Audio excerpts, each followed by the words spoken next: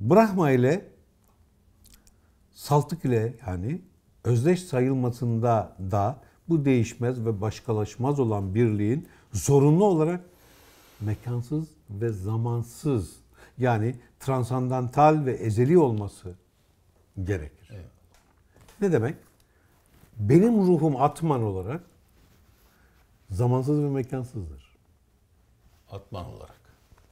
Atmandır zaten. Her insanın ruhu Atmandır. Zaman ve mekanda değildir ruh. Eyvallah. Ruh kelimesi Yunanca'da psüke pneuma, Arapça'da ruh, İbranice'de ruah, Türkçe'de de ruh zaten kullanıyoruz. Ne demek? Rüzgar. Üfledim de değil. Ya rüzgar, bildiğin rüzgar. Şimdi niye rüzgar diyor? Bakıyor adam. Görünmüyor ama ispatı var, Evet. hareketi var. Ya bakıyor şimdi burada bir şey, bir varlık var diyemezsin algıda. Perde sallanıyor. Göremiyorum ama Perde var. sallanınca ulan cinler mi geldi? Ya gelen yok, giden yok. Değil mi? Yani Çiçek oynuyor. tüm pencereler kapalı olsa böyle korku filmlerinde Evet, olur. Perde dalgalanmaya başladı mı hemen imge devreye girer. Hayal. Rüzgar yoksa, kapı açık değil, cereyan Perdenin yoksa arkasında bunu kim var? bravo. Ve görünmez birisi ise tedirgin olursun. Bilgin yok. Ne yapabileceğim, tedbirim yok. Haç mı çıkartıp tutacağım, kılıç mı çekip keseceğim. Kim var orada? Ne oluyor? Kim var orada? Bilinmeyeni. Bravo. Rüzgar zatıyla bilinmiyor. Bir metafor olarak. Eyvallah. Fiiliyle biliniyor. İşleriyle biliniyor. Nereden girip nereye gittiğini bilmiyorsun. Eyvallah. Ama yaprakları döktüğünü görüyorsun. Evet. Yağmuru uçurduğunu, Hortum perdeleri yapıyor. uçurduğunu, hortum yaptığını, O da gidiyor, geziniyor. işlerini görüyorsun. Evet. Zatını bilmiyorsun. İşleriyle zatını biliyorsun. Evet. Diyorsun ki tüm şu işleri yapan bir isim takıyorsun. Rüzgar, ruh. Şimdi o zaman ruh tek. İşleri çok. O da öyle. Herkes eyvallah. Vay. Başka bir anlatım. Tasavvuf terminolojisi yani ıstılahında ruh tek, nefs çoktur. Bu da bilinmiyor. Evet. Gidin bu işin üzerine yazılar, çiziler, konuşanlar, çalışanlara gidin. Ervah der. Ruhlar. Ruhul ervah der. Yani. Ervah olmaz ki. Evet. Ruh rüzgar yani hava. Tüm dünyada hava hem insanın hem hayvanların hem böceklerin hem yılanların ruhudur. Ama aynı rüzgar, aynı hava, rüzgar hava işte. Eyvallah. Aynı havayı metin soluduğu anda bu rahimdir. Dünyanın tüm rüzgarı yani havası Rahmandır. Herkese açıktır. Ama Metinin soluduğu yalnız metinin bünyesinde iş yapıyor. Bu rahimdir, o Rahmandır. Ruh tektir. Nefes, Atman olur. hayır, nefes bireyseldir. Senin nefesin bizatihi sana ait. Sana ait. Benim nefesim bana ait, onun nefesi o bana ait. Herkesin öz nefesi var diyor. Herkesin öz nefsi var ya, nefesi var. Ama öz ruhumuz yok. Ruh tek. Atman işte. Ruh tek ya, hava tek. Kertenkele de aynı ruhla ruhlanıyor. O da alıyor. Ama o nefs oluyor işte. Onun nefsi öyle oluyor. Benim istidadımıza göre.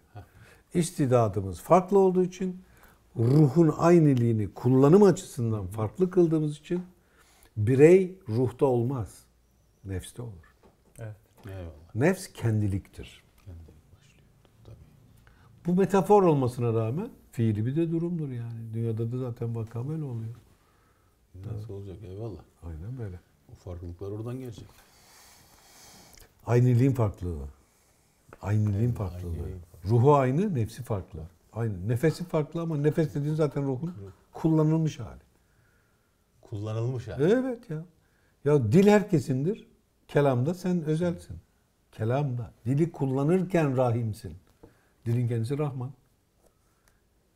Ya Türk dilini kullanıyorum diyorsun. Türk diliyle ansiklopedi yazılmış. Türk diliyle felsefe yazılmış. Şairler o dille şiirler, yapıtlar yapmış. Eyvallah. Dil aynı dille yapıyorlar bunu. Ruh aynı. Ama her biri mesela yani Mehmet Akif bir şiir yazıyor. Bu şekli tabii. Nazım Hikmet bir şiir yazıyor. İkisi de Türkçeyi kullanıyor, dili kullanıyor. Eyvallah. Ama dilde inşa ettikleri kendi ifadeleri, kendi anlayışları, kendi örgüleri, kendi nefsleri, kendi nefesleri onları farklı kılıyor. Eyvallah. Ha bu arada çok ilginçtir. Nazım Hikmet biliyorsun aşırı solcu yani komünist. Mehmet Akif de aşırı İslamcı yani dinci. Nazım'a soruyorlar. Peki Mehmet Akif için ne diyorsunuz? Yani şiiri için değil, kişiliği için ne diyor? Şiirini tartışacak değil yani. Olağanüstü ikisi de büyük şair. Çok büyükler. Eyvallah. Mehmet Akif için ne diyorsunuz? Nazım diyor ki, inanmış adamdır. İnanmış adam ne demek? Samimidir ya. Tek din, samimiyettir. Adamın dini var. Adama güveniyorum diyor. İnanmış adamdır. Komünist heveslileri, Hemen hayır bizim böyle la la la la la filan ekipler, Nazımcılar, Nazım'ı göklere çıkartırlar. Mehmet Akif'e küfür ediyorlar. ya. Nazım diyor ki o inanmış adamdır, ben ona güveniyorum diyor. Sen taraftar olarak Fenerbahçeliyim diyorsun. Fenerbahçe'de alamadı maçı. Ya sorma baba. Ya Sinan, damarına mı bastım? Vallahi Hay güzel Allah, değil mi? atman yaptı, ben yapmadım. Onlar da atıp duruyor. Atıp duruyorlar. Ey Allah'ım. Can bize fazla izin vermedi. O nedenle efendim. Hep onun başında aldım. Şimdi can görünmeyen ruh olarak Oradan- izleyici ve dinleyicilerimize bir hayal dünyası açtı. Kaç programda Evet. birlikteyiz. Bir Can diye birisi var ve bir sesleri Yapıyor, de var. Evet. Merak etmesinler. Yakında cemalini de göreceklerdir. Az sonra. Az sonra güzeldi. Güzel. Yakın zamanda. Yakın zamanda hem de değil mi? Belki bugün, belki yarın, belki yarından Yarından da da yakın. yakın. Evet, takip ediyorum. Demek ki ruh la mekandır, la zaman, la kuyuttur. Hem de. Nefs mekanda, zamanda kayıt altında. Evet. Anlaşıldı değil mi mesele? Evet. Güzel. Allah Allah illallah. Peki.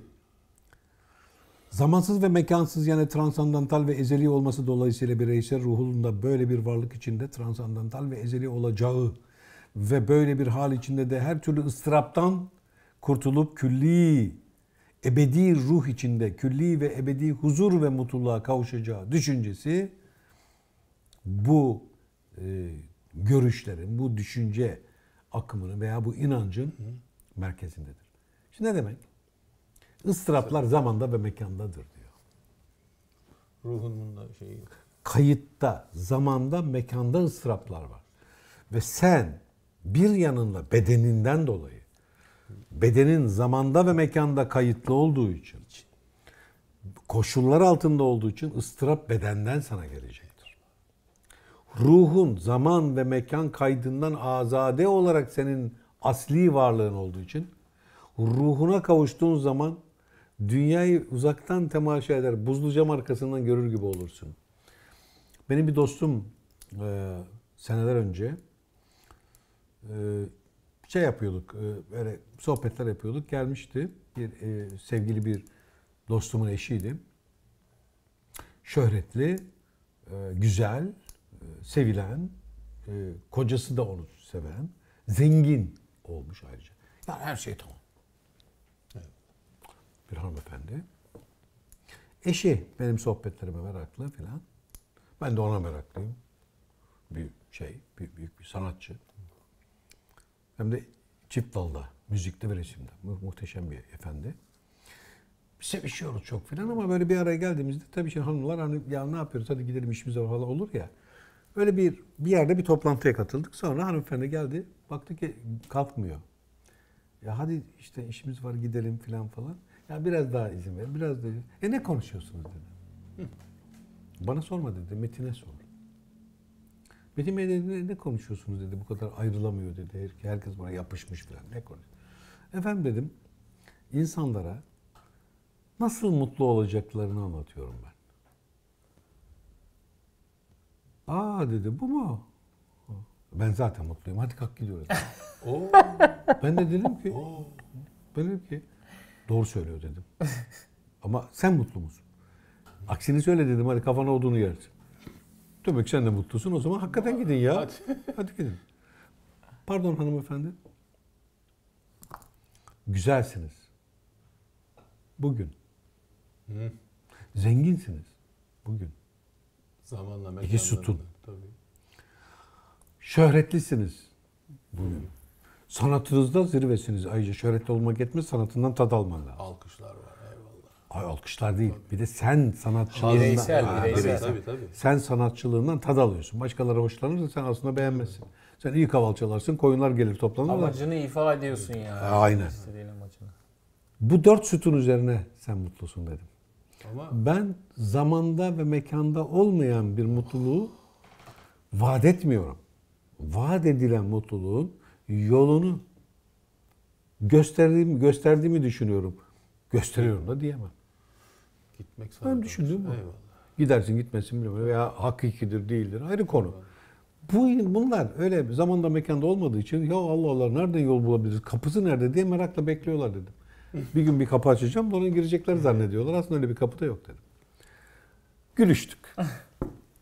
Ben zaten demiştim dedi. Çok da nazik Tamam. tabii hanımefendi çok nazik.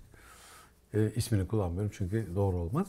Ve birlikte kalkıp gidildi. Seneler sonra beyefendi geldi.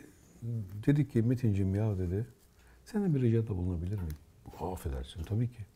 Emret ya. Ama abim ve çok sevdiğim bir insan. Benim eşim dedi biliyorsun evet. Kanser oldu dedi. Yapma ya dedim. Biz onu dedi yani duyurmadık etmedik. İngiltere'ye gittik Amerika'ya götürdük falan. Yok dedi. Türkiye'de zaten. Yani bir çaresiz yok. İşte son evreye girmiş. İyi yani ne yapalım? Mukadderat dedik diyor. Ama dedi ki ya yıllar önce bir arkadaşın vardı. 4 sütun. 4 sütun üzerine senin sağlığın, selametin falan varken mutlusun demişti. Acaba çağırsak bir akşam yemeği beraber yer mi bizimle? Dedi diyor. Sen ne dersin? Ben utandım. Böyle bir şey sen orada da öyle bir tavır koydun. Şimdi ben adama nasıl söyleyeyim dedim. Sen söyle ya dedi. Emrin olur dedim. Kalktım gittim. Karşımda aciz, ağlayan, işte çaresiz filan birisi bekliyorum. Ben de böyle şeyler, yani bende bir şey yok, benim elimde bir şey yok. Tıp zaten Allah'ın ilmi. Yani Teslim onu, artık. yani ne yapabilirim yani? Belki tesellim olur diyelim. Öyle gittim. Yoksa benim yapabileceğim bir şey yok. Hayır, karşımda bir metanetli, dik duran, öz saygısını katiyen yitirmemiş, hiçbir çöküş yok, hiçbir şey yok bir hanımefendi var. Bana öyle bir ev sahipliği yaptı ki benim onun hasta olduğunu unuttum. Unutturdu bana. Vay. Yemekten sonra öyle Boğaz'a da bakan bir evleri vardı. Balkonda oturduk. Ya işte ben de avanaklık yaparak avunması için ya Boğaz'da ne güzel bilmem ya falan dedi ya. Ya dedim işte şey yapalım ya sizin böyle şeyleriniz vardır, videolarınız falan bir konserinizi izlesek falan. Metin Bey geçiniz dedi. Ya bir hatıralarınızı anlatın. Geçen Paris'e gitmiştiniz falan. Kesmiyor. Dedim ki hayrola dedim. Hayrola. Söyleyeyim mi dedi. Dünya dedi buzlu camın arkasından gördüğün bir manzaraya benziyor benim için. Hiçbir şey şu anda bende heves, arzu uyandırmıyor. Peki bir acı mı çekiyorsunuz bundan? Hayır. Çok huzurluyum. Ama siz demiştiniz ya dayanaklarınız. Onlar gittikten sonra bu huzur kavuştum. Ben o zaman kendimi huzurlu zannediyordum. Şimdi huzurluyum. Hiçbir tamahım, hiçbir arzum kalmadı dedi. Yanımda bulunur musunuz dedi. Ne zaman dedi. O zaman. Ay canım. Cerrahpaşa'da ellerini tutarak, Ay canım. gözlerine bakarak uğurladım. Ay canım. Muhteşem. Of. Muhteşem. Şimdi diyorsun ki başta ya bu ne? Şöhretine dayanmış, güzelliğine, şusuna, şarfına falan bize tafra yapıyor. Yani genelde insanlar bunlardan insan olmaz. Bunlar yapamaz. Evet. Fakirler, fukaralar yapar filan. Hayır efendim öyle bir şey yok. Gönül aynı gönül ya. Anlıyor musun? Brahman aynı Brahman. Ya. Anladın mı? Orada Ataullah bağış onun hazır olduğu huzura onu kavuşturmuş. Çağırdı beni irşad etti. Ya. Dünyada. O arada bir şöhretle ilgili bir şey var onu söylersem olmaz. Eyvallah. O da şöyle gene bir şöhretli kendi üst katında oturan bir sanatçı. Paris'ten dönmüş şeyler Kürtler ve işte şeyler gelmiş. Yani şey etmek için komşusu hasta olduğunu biliyor. Onu avutmak için geldi. İşte bak Kürk aldım abla nasıl sen nasılsın iyi misin işte bak şu yüzükleri buldum aldım falan olsun, yani tabii. oyalansın falan diye. Bir dakika dedi. Gitti. Gardırop değil. Giyim odası. Tabii ki giyim odası. Şöyle bir açtı. Ben de o zaman gördüm.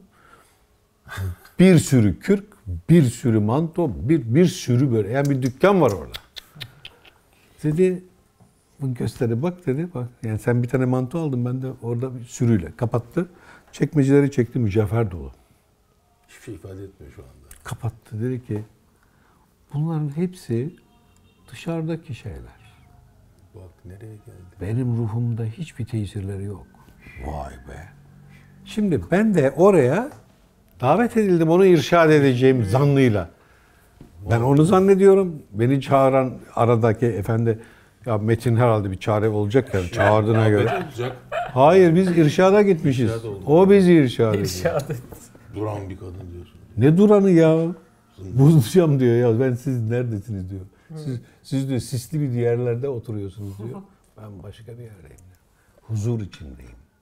O zaman mutluluk demiş. Şimdi huzur diyor. O güzel. Huzur peace. Peace. Peace. Kendine bak. İslam o demek. Sevdiğimiz kişiden sevdiğimiz enstrümanla sevdiğimiz melodiler. Yani sohbet. Eyvah. Tahta kitap diyorlar ya. Tahta kitap.